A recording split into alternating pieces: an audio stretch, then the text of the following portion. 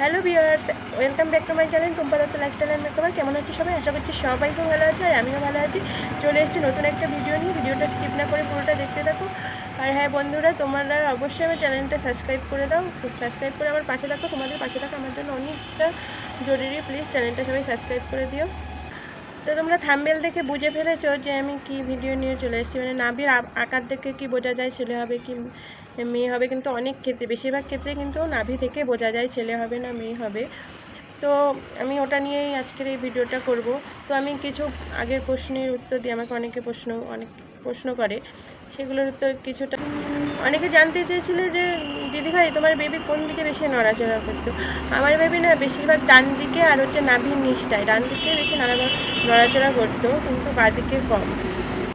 আবার একজনা প্রশ্ন করেছে, দিদিভাই তোমার ছেলের বেলায় প্লাজেন্টা পজিশন কী ছিল। আমার প্লাজেন্টা পজিশন পোস্টেরিয়ার ছিল, অ্যান্টেরিয়ার ছিল না। আমার ছেলে মেয়ে দুজনের বেলায় কিন্তু পোস্টেরিয়ার পজিশন ছিল। আর একজনা প্রশ্ন করেছে আমার ছেলে বেবি বেশি নড়াচড়া করতো না মেয়ে বেবি। আমার তো মেয়ে প্রথম সন্তান, আমি মানে মেয়েটার বেলায় মানে বেশি নড়াচড়া করেছে ও। আমি ছেলে বেবির বেলায় মাঝে মাঝে আমি তো ভয় পেয়ে যেতাম, ডক্টরকে ফোন করতাম যে নড়ছে না কেন। অনেক সময় এরকম হয়েছে। ছেলে কিন্তু অনেক কম নড়াচড়া করেছে। জানি না, হয়তো বেলি ফ্যাটের জন্য হতে পারে। এখন তো অনেক বেলি ফ্যাট হয়ে গেছিলো, ছেলে হওয়ার আগে আমি একটু হেলদি, তোমরা দেখেই বুঝতে পারছো। হয়তো বেলি ফ্যাটের জন্যই নাকি অনেক সময় বোঝা যায় না, যে নড়াচড়াটা অনেক সময় অনুভব করা যায় না। তো আমার মেয়ের বেলায় আমার মনে হয়েছিল যে বেশি নড়েছে, আমার ছেলের বেলায় মানে অনেকই কম নড়েছে। আমি মাঝে মাঝে ভয় পেয়ে গিয়ে ডাক্তারকে প্রচুর ফোন করেছি যে নড়ছে না কেন আজকে এরকম। তো কথা বলি, আমাকে একজনে বলেছে নাকি আমি খুব স্লো কথা বলি, মানে স্লোলি কথা বলি আর কি। আমার কথা বলার ধরনটাই এরকম, আমি কী করবো বলো। চেষ্টা করছি একটু তাড়াতাড়ি বলার জন্য, কিন্তু আমি না তাড়াতাড়ি বলতে পারি না। তাড়াতাড়ি বলতে গেলে আমার কথা উল্টে একরকম বলতে যাবো আর একরকম হয়ে যায়। ওই জন্য আমি খুব তাড়াতাড়ি বেশি কথা বলতে পারি না। প্রশ্ন মনে পড়ছে আবার, আরও কিছু জানার থাকলে তোমরা আমাকে কমেন্ট করে দিও, আমি আবার নেক্সট ভিডিওতে বলে দেবো। তো বেশি বক না করে আমি চলে যাই মূল ভিডিওতে। মূল কথা হচ্ছে, নাভির আকার দেখে বোঝা যাবে যে ছেলে হবে কি মেয়ে হবে। আমার ছেলে মেয়ে দুজনা হয়েছে, আমি দুজনের সময় আমি নাভিটা খেয়াল করেছিলাম। মানে আমার মেয়ের বেলায় কী হয়েছিল, নাভিটা পুরোটা একদম বাইরে বেরিয়ে এসে ফুলের মতো হয়ে গেছিলো মেয়ের বেলায়। আর ছেলের বেলায় কিন্তু আবার পুরোটা নাভি বার হয়নি, মানে ওপরের দিকটা বার হয়েছিল। এবার ওপরের দিকটা বার হয়নি, এরকম মানে মানে হয় না, ঘোমটে দেওয়ার মতো ছিল ওপরের দিকটা বার হয়ে।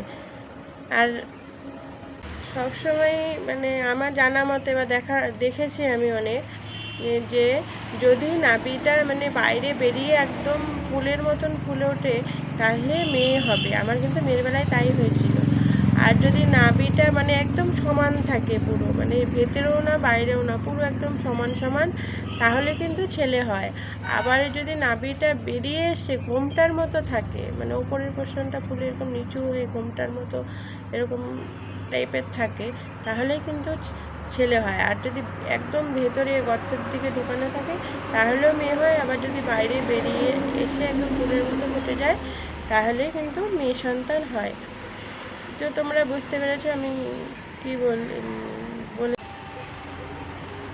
তো আমি যতটা জানি তোমাদেরকে জানালাম। আমার ভিডিওটা কেমন লাগলো অবশ্যই তোমরা কমেন্ট করে জানিও। আর আরও কিছু তোমাদের যদি প্রশ্ন থাকে কিংবা জানার থাকে প্রেগনেন্সি সম্পর্কে, অবশ্যই আমাকে কমেন্ট করো।